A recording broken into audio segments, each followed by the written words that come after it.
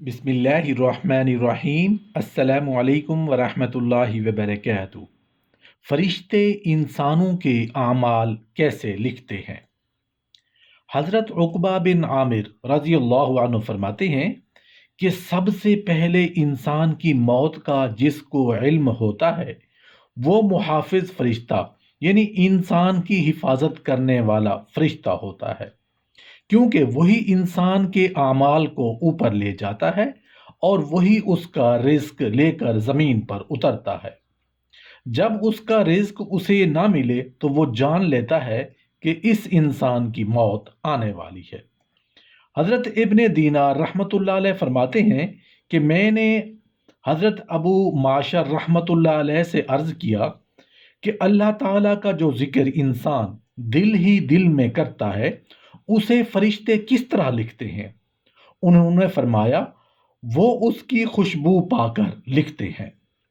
حضرت فضل بن عیسیٰ رحمۃ اللہ علیہ فرماتے ہیں جب انسان پر موت کی حالت طاری ہوتی ہے تو اس کے فرشتہ سے کہا جاتا ہے اب ٹھہر جائیے، اس کا اعمال نامہ لپیٹ دیجیے، تو وہ کہتا ہے نہیں، مجھے کیا معلوم کہ شاید یہ کلمہ طیبہ لا الہ الا اللہ پڑھ لے اور میں اس کے لیے اسے لکھ دوں۔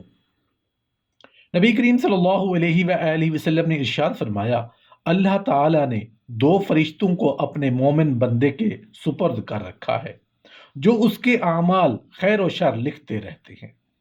جب یہ انسان فوت ہو جاتا ہے تو یہ دونوں فرشتے جو مومن کے سپرد کیے گئے تھے کہتے ہیں اے ہمارے پروردگار، یہ شخص تو اب وفات پا چکا ہے، ہمیں اجازت مرحمت فرمائیے کہ ہم آسمان کی طرف رجوع کریں۔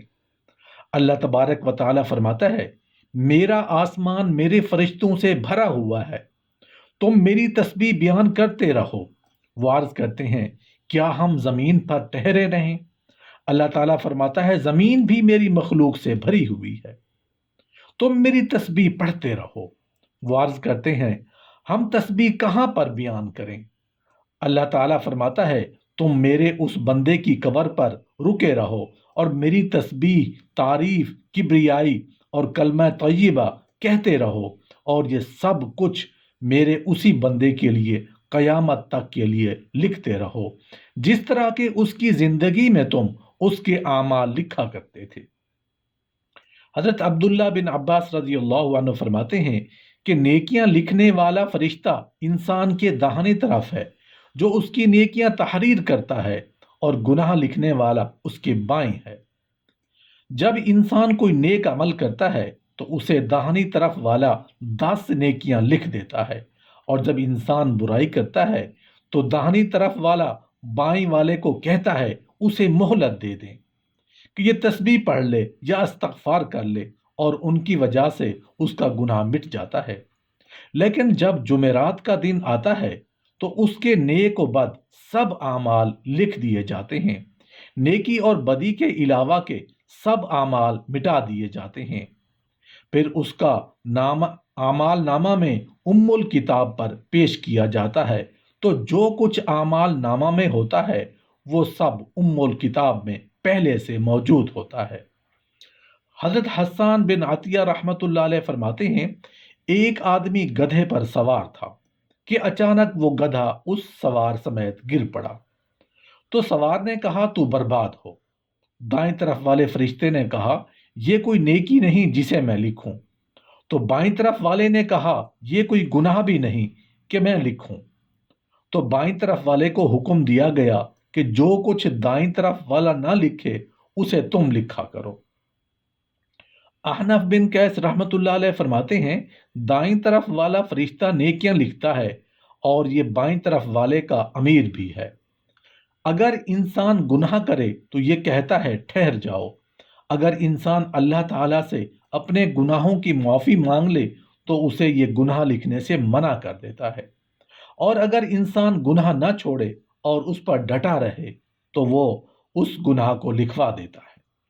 امام غزالی رحمت اللہ علیہ سے منقول ہے کہ جب بھی کوئی بندہ اللہ تعالیٰ کی نافرمانی کرتا ہے تو زمین کی وہ جگہ رب تعالیٰ سے اجازت طلب کرتی ہے کہ وہ اسے دھنسا دے، اور آسمان کی وہ چھت بھی اجازت طلب کرتی ہے کہ اس پر اپنا ایک حصہ گرائے، لیکن اللہ تعالیٰ ان دونوں فرشتوں سے فرماتا ہے، ٹھہر جائیے، اسے مہلت دے دیجیے، تم نے اسے پیدا نہیں کیا، اگر تم نے اسے پیدا کیا ہوتا تو تم اس پر ضرور رحم کھاتے۔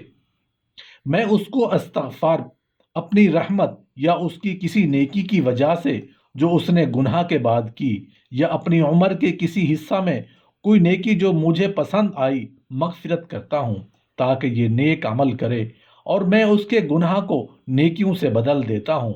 یہی مفہوم ہے کہ اللہ تعالیٰ کے اس فرمان کا اللہ تعالیٰ نے آسمانوں اور زمین کو گرنے سے روک رکھا ہے۔